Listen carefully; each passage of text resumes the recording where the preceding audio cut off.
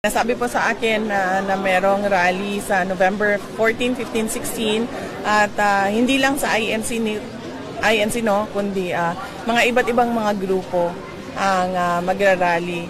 Hindi lang sa 14, 15, 16 na meron pang mga susunod na mga araw ngayong buwan ng Nobyembre na merong rally ang mga kababayan natin.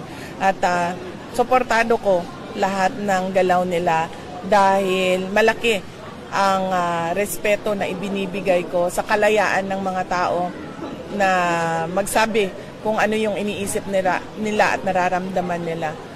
It's a constitutionally protected rights of every Filipino to freedom of speech and expression.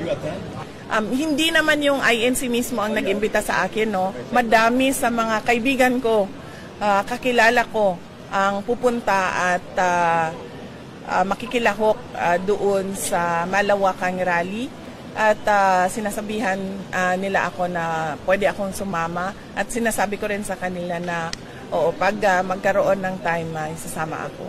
Pero sinusuportahan ko yung panawagan nila. In fact, kung maalala ninyo, as early as January 2024, nananawagan na ang maisog doon sa Davao City ng transparency, accountability, and peace and security. At ito din yung panawagan ng mas maraming kababayan na natin ngayon, hindi lang ng mga tiga Davao.